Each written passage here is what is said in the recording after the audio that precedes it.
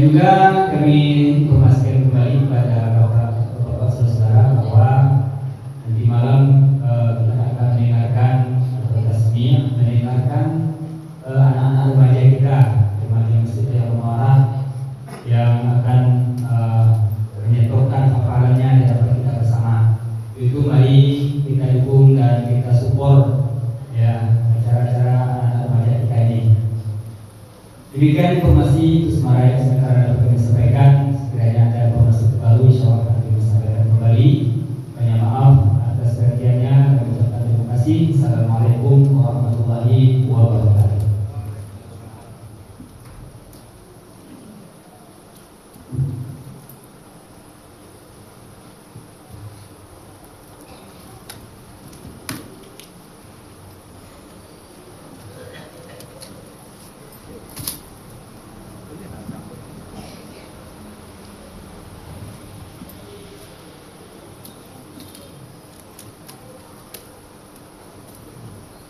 Tentang yang pertama ini kita bagi gitu.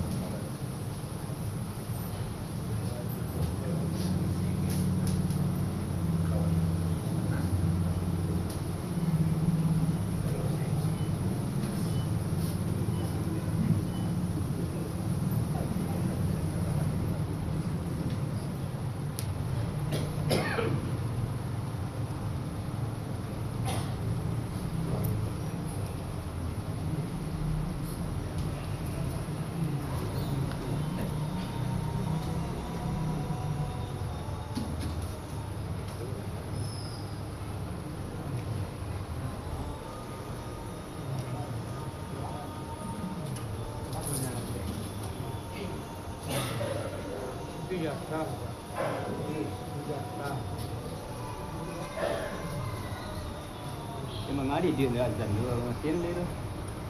Enggak tahu.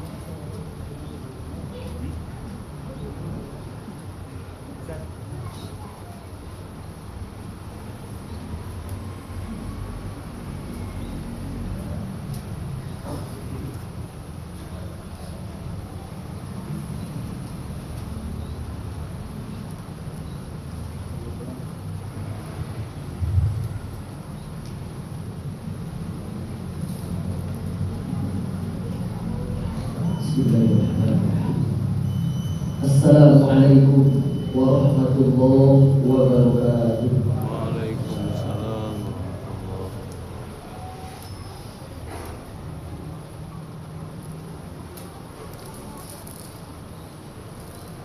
Allah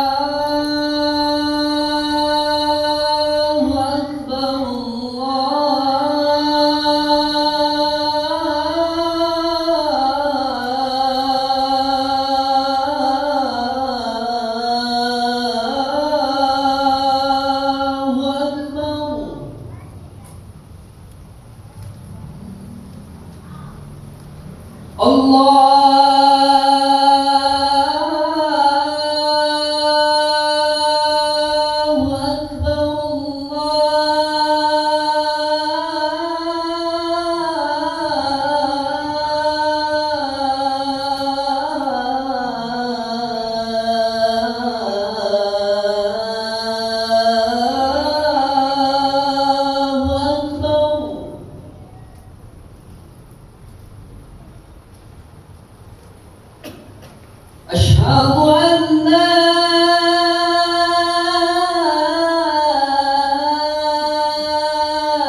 إله إلا الله.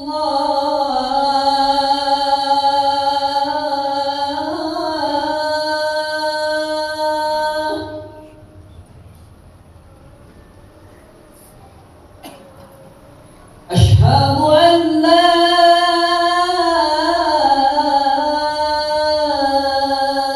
إله إلا الله.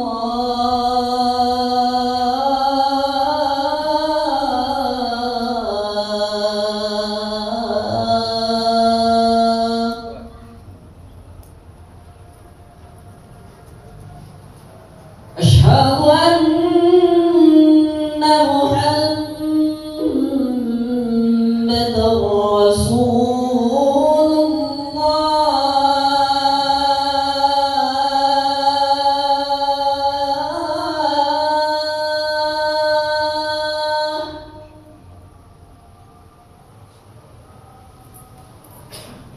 أشهد أن محمدا رسول الله.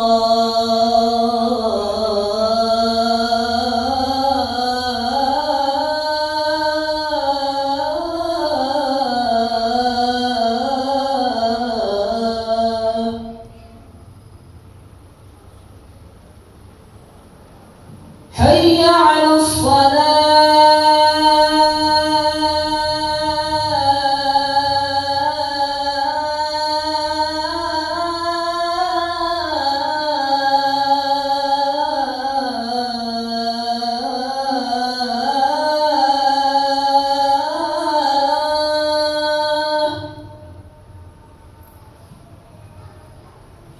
حي على الصلاة.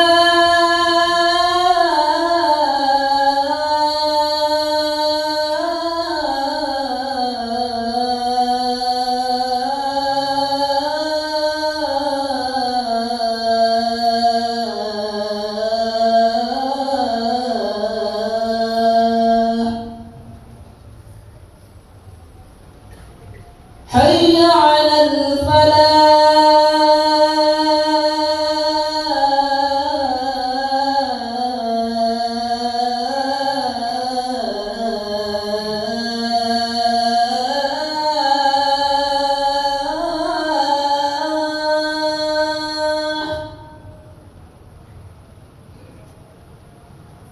حي على الفلاح.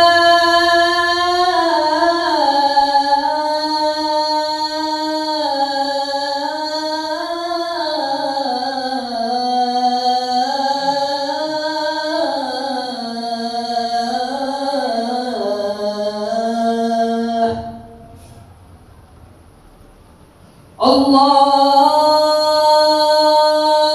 أكبر.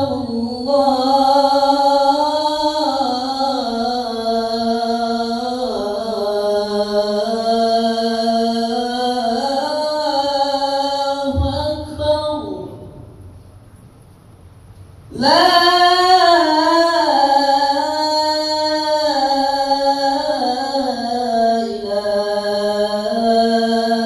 إله إلا الله.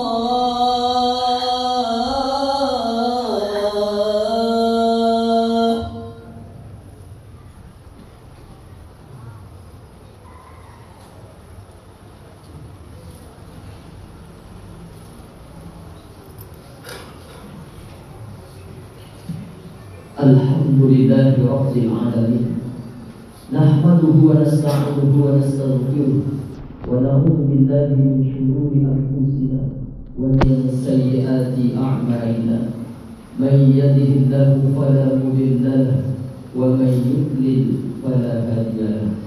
أشهد أن لا إله إلا الله وحده لا شريك له، وأشهد أن سيدنا محمدا رحمة للعالمين.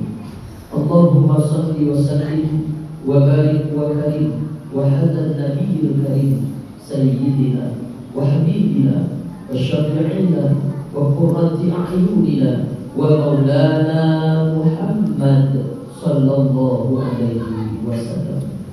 فيا أيها الناس أوصيكم ونفسي بتقوى الله فقد فاز المتقون. قال الله تعالى في القرآن الكريم: أعوذ بالله من الشيطان الرجيم. بسم الله الرحمن الرحيم. يا أيها الذين آمنوا اتقوا الله حق تقاته ولا تموتن إلا وأنتم مسلمون. Sadaqallahul azim. Bapak-bapakku, saudara-saudaraku, sidang jamaah Jumat, insyaallah semua kita yang hadir ini hamba-hamba yang dimuliakan Allah Subhanahu wa taala. Sebagaimana hari ini dua kemuliaan berkumpul pada diri kita. Yang pertama, kemuliaan hari Jumat. Rasulullah menyebut hari ini dengan nama Sayyidul Ayyam, penghulu dari segala hari. Kemudian kemuliaan yang kedua adalah kita berada di bulan haram. Haram diambil dari kata hurmatun, artinya mulia, dan nama bulan ini pula Muharram.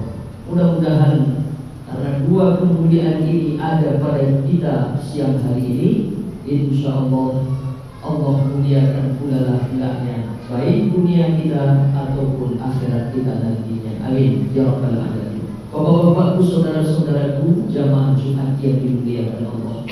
Satu hari seorang laki-laki datang menemui seorang ulama besar namanya Ibrahim bin Adham.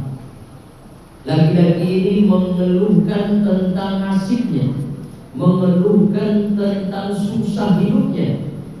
Lalu setelah dia bercerita panjang lebar kepada Ibrahim bin Adham, tiba-tiba Ibrahim bin Adham hanya menjawab dengan 3 saja. Apa jawaban yang dibagi oleh ulama Ibrahim bin Adham? Yang pertama, adakah yang terjadi di dunia ini tanpa sepengetahuan Allah? Adakah yang terjadi di dunia ini segala sesuatunya di luar pengetahuan Allah? Jawabannya tidak. Lalu yang kedua, adakah rezeki yang sudah Allah tetapkan untuk kita lalu tertukar dengan orang lain? Jawabannya tidak.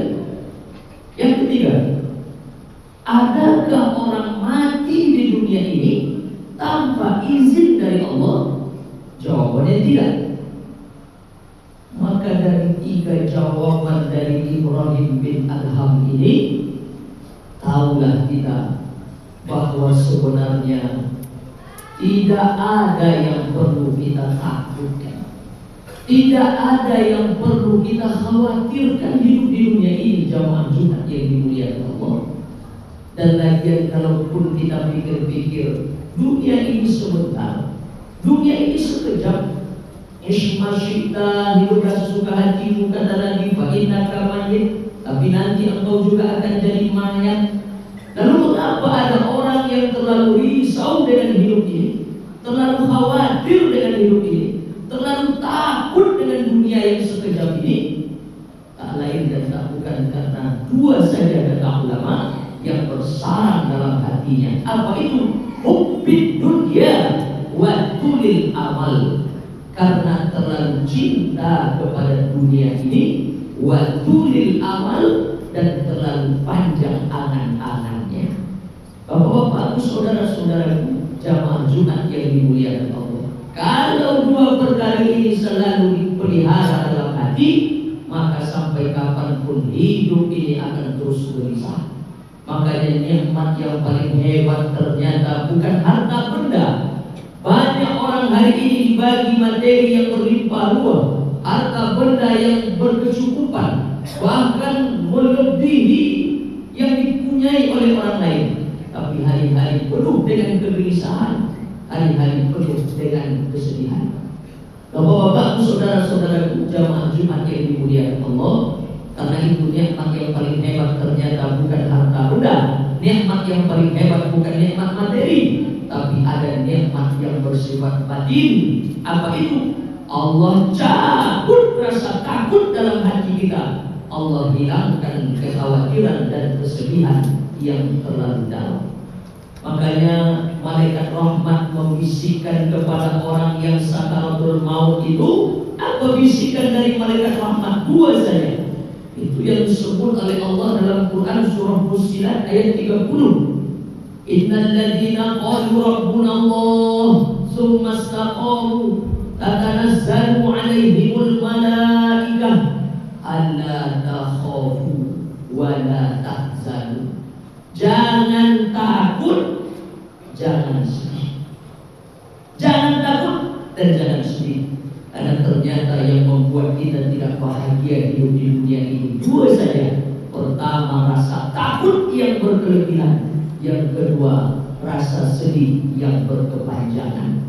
Kalau dua perkara ini tak ada dalam hati kita, tak ada rasa takut dalam menghadapi dunia yang sekejap ini, tak ada pula kesedihan menghadapi segala macam bentuk dinamika pernak-pernik dunia ini, maka itulah nikmat yang sebesar-besarnya. Dan kalau sampai hari ini masih ada dua perkara ini lagi yang tidak hilang-hilang dalam diri kita. Pertama, takut yang berkepanjangan. Yang kedua, sedih yang tidak berkesudahan. Jangan-jangan kita sedang dilaknat oleh Allah Subhanahu wa ta'ala. Bapak-bapakku, saudara-saudaraku, jamaah Jumat yang dimuliakan Allah. Pertama, yakinilah bahwa tidak ada sepelik apapun urusan dunia ini. Tidak ada urusan dunia ini yang tidak ada jalan keluarnya, yang tidak ada solusinya. Semua akan Allah bagi ketika kita sandarkan hidup ini kepada Allah Subhanahu wa ta'ala. Sudah berkeliling 14 orang anak muda di luar rumah.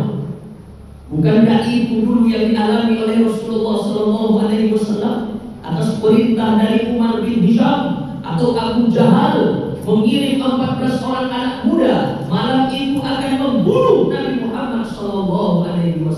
Rumah sudah dikelilingi, tidak ada sudut satupun yang nampaknya akan bisa dilewati yang akan membuat selamat dari kepungan 14 orang anak muda itu. Tapi Allah tetap punya jalan keluar. Allah tetap punya rencana. Wa makaru wa makar Allah. Mereka punya makar, mereka punya niat jahat, mereka punya rencana. Allah juga punya rencana. Apa jalan keluarnya waktu itu? Nabi tetap keluar rumah malam itu. Dicabut oleh Allah rasa takut dalam diri Rasulullah. Nabi keluar.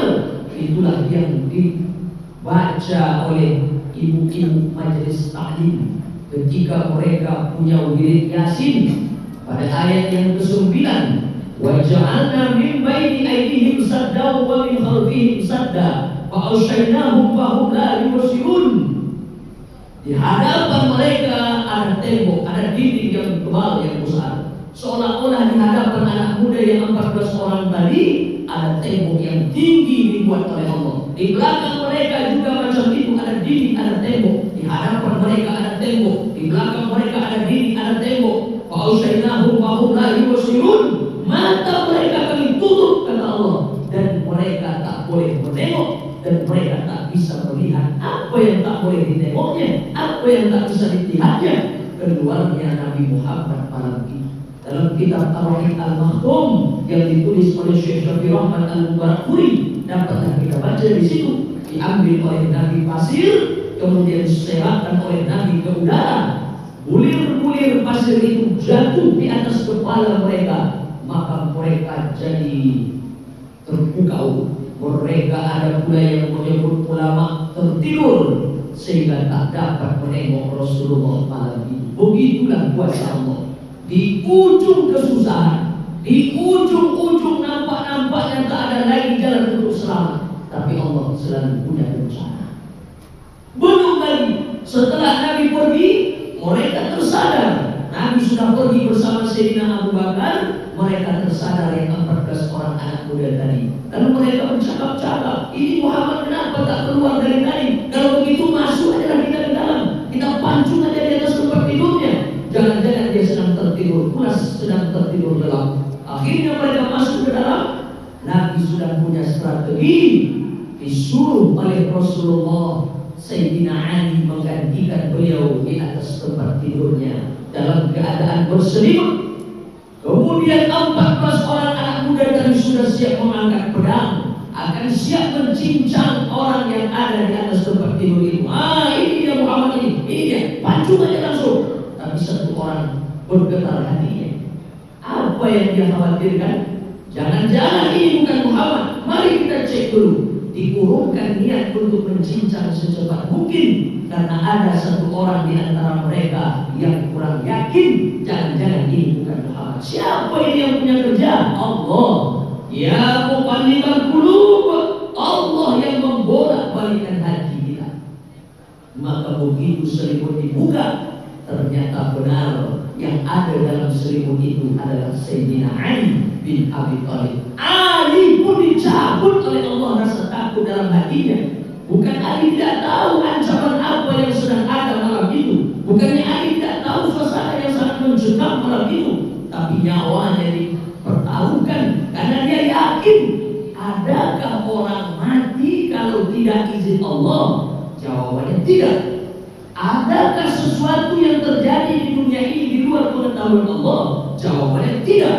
Disitulah Ali meletakkan keyakinannya. Hidup di dunia ini benar saja, belum saatnya Ali mati, belum saatnya Ali sengsara hidupnya, belum saatnya Ali mungkin ditimpa musibah besar. Maka satu orang tetap membuka selimut itu terlebih dahulu. Jamaah yang dimuliakan Allah Subhanahu wa Ta'ala. Begitu juga ketika Nabi sudah naik ke atas bukit Jabal Nur, bukit yang tidak pernah dinaiki orang. Jabal Nur tempat Nabi terima wahyu, kita boleh naik ke atas. Tapi Jabal Nur tempat Nabi 3 hari 3 malam bersembunyi, tidak pernah dinaiki orang karena batunya tajam, kerikilnya keras. Nabi naik ke atas karena kalau langsung menuju Madinah malam itu, kata Nabi pasti tertangkap, pasti mereka mengejar kita di belakang. Naik kita ke atas ini dulu wahai Abu Bakar. Naiklah Nabi dengan Abu Bakar dalam keadaan gelap gulita sampai di atas. Di dalam ada gua kecil muat untuk 2-3 orang saja. Setelah sampai di dalam, besok paginya celakanya Umar bin Hisham, Abu Jahal itu naik pula dia di atas. Sudah nampak tapak kakinya di ujung pintu gua yang kecil itu. Untung dia tidak menengok ke dalam. Kalau menengok nampak. Kakinya sudah nampak oleh Sayyidina Abu Bakar. Bergetarlah Sayyidina Abu Bakar. Keluar teriak dinginnya. Apa katanya kepada Rasulullah? Ya Rasulullah, tertangkap kita nampaknya ya Rasulullah. Tiba-tiba Nabi mengatakan, karena orang tak bahagia hidup karena 2 saja. Pertama karena takut. Maka Nabi mengatakan kepada Abu Bakar, "Mazannuka bisnaini?" Kalau engkau menduga kita berdua saja sekarang dalam gua ini wahai Abu Bakar, Allah tsalisuhuma, Allah yang ketiga. Hilang takut Abu Bakar. Nampak sedihnya. Tiba-tiba Nabi pun mengatakan, "La tahzan, jangan sedih. Innallaha ma'ana, Allah akan selalu bersama kita." Ini keyakinan jamaah yang dimuliakan Allah Subhanahu wa Ta'ala. Ketika kita merasa dalam hidup ini sempit, ketika kita merasa dalam hidup ini tak ada tempat bertenggang ke siapapun, ketika dalam hidup ini nampak-nampaknya kita dalam bersendirian, maka yakinlah Allah tsalisuhuma, Allah tetap ada bersama kita. Yang ketiga, kalau kita berdua dengan istri saja, ada yang ketiga. Kalau kita berempat dengan anak kita, ada yang kelima. Siapa dia? Allah. Dan ketika hati ini dirundung dengan kesedihan menghadapi dunia yang hari ini semakin sulit, semakin susah dan lain sebagainya, la tahzan, jangan sedih. Innallaha ma'ana, Allah akan selalu bersama kita. Kapan rasa ini hadir? Kapan rasa ini datang dalam kalbu kita?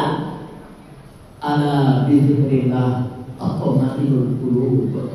Ketika hati ini tidak berhenti tersangkut kepada Allah Subhanahu wa Ta'ala, maka sangkutkanlah hati ini kepada Allah. Jangan lepaskan zikir dari Allah, jangan lepaskan ingat kepada Allah. Maka pada saat itulah tidak akan ada ketakutan, tidak akan ada kesedihan.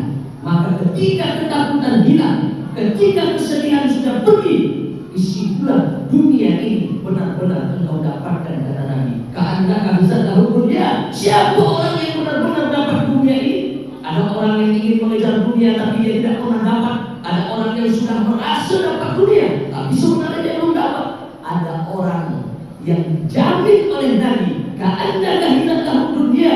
Dialah orang-orang yang sebenarnya sudah mendapatkan dunia ini. Siapa dia? Man asbaha minkum aminan fi sirbihi. Orang yang terjaga di pagi hari, orang yang terbangun di pagi hari dalam keadaan hatinya tenang, jiwanya lapang, pikirannya plong, tak ada beban hidup, tak ada merasa dikejar ini, tak ada merasa diintervensi oleh ini, tak ada merasa diteror oleh ini. Hidupnya tenang. Ketika itu sudah kita rasakan. Man asbaha minkum aminan fi sirbihi. Siapa yang terjaga di pagi hari dalam keadaan hatinya tenang, jiwanya lapang, pikirannya plong, bersyukurlah kepada Allah Subhanahu wa taala. Allah datangkan rasa itu pada hati kita dan kita orang yang dirahmati oleh Allah Subhanahu wa taala.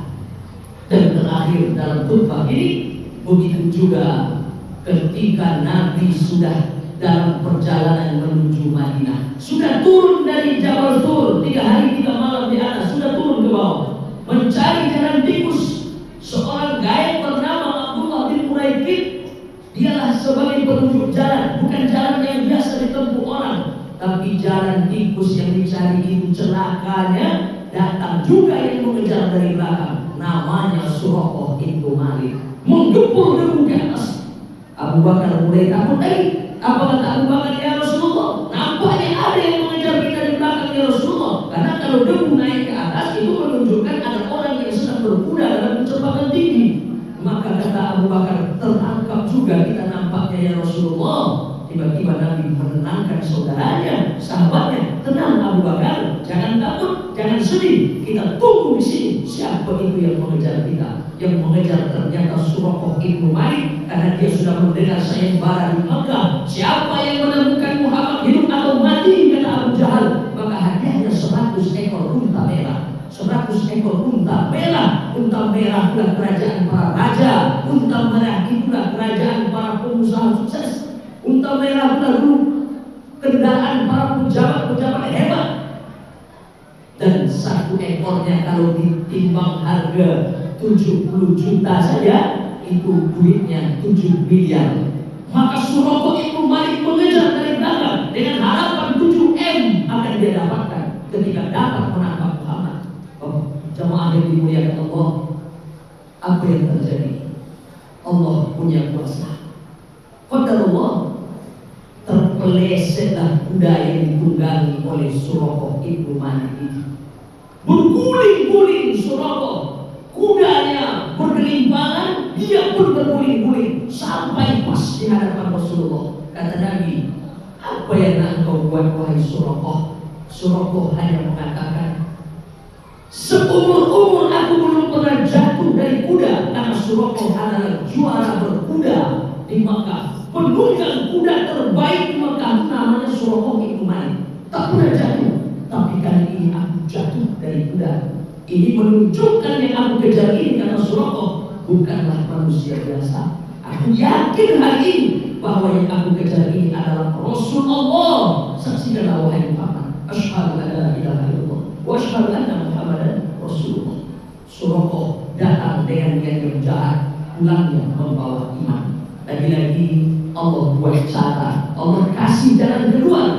Kita dalam posisi itu mungkin sudah takut luar biasa karena orang mengejar dari belakang, tapi Allah selalu punya jalan kedua untuk menolong kita. Jamaah yang dimuliakan Allah, sebagai kesimpulannya adalah jangan pernah takut dalam hidup, jangan pernah bersedih yang berlarut-larut, karena 3 pesan Abdullah Ibrahim bin Adham tadi cukup menjadi pedoman bagi kita. 1, adakah dalam hidup ini yang terjadi di luar pengetahuan Allah? Jawabannya tidak.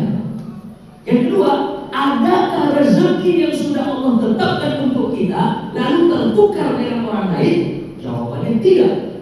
Yang ketiga, adakah orang mati tanpa izin Allah? Jawabannya tidak. Mudah-mudahan bermanfaat. fa'tabiru ya ulil absar la'allakum turhamun.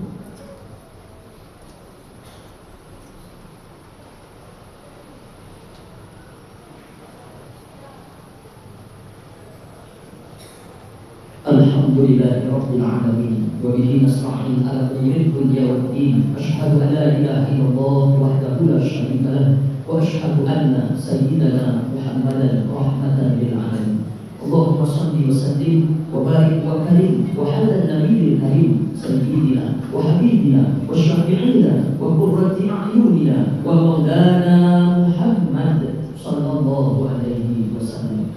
Fa ya ayyuhan nas usikum wa nafsi bitaqullah faqad fadal muttaqun. Ittaqullaha haqqa tuqatih wa la tamutunna illa wa antum muslimun. Innallaha wa malaikatahu yusholluna 'alan nabi ya ayyuhalladzina amanu shallu 'alaihi wa sallimu taslima. Allahumma shalli 'ala Muhammad wa 'ala ali Muhammad kama shallaita 'ala Ibrahim wa 'ala ali Ibrahim wa barik 'ala Muhammad wa 'ala ali Muhammad kama barakta 'ala Ibrahim wa 'ala ali Ibrahim fil 'alamin innaka Hamidum Majid. Allahumma ighfir lil mu'minina wal mu'minat wal muslimina wal muslimat al ahya'i minhum wal amwat. Allahumma innaka 'afuwwun karim tuhibbul 'afwa fa'fu 'anna. Allahumma la sahla illa ma ja'altahu sahla wa anta taj'alul hazna idza syi'ta sahla. Allahumma ij'alna minat tawwabin waj'alna minal mutatahhirin waj'alna min ibadikas salihin waj'alna min ibadikas syakirin waj'alna min ibadikal mukhlisin waj'alna min ibadikas sabirin 'alal musibah. Rabbana atina fid dunya hasanah wa fil akhirati hasanah wa qina adzabannar. Walhamdulillahi rabbil alamin. Aqimis shalah.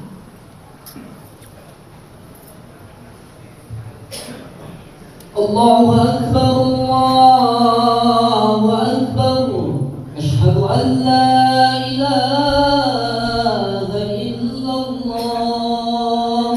Asyhadu anna Muhammadar Rasulullah. Hayya 'alas salah, hayya 'alal falah. Qad qamatis salah, qad qamatis salah. Allahu akbar, Allahu akbar. La ilaha illallah.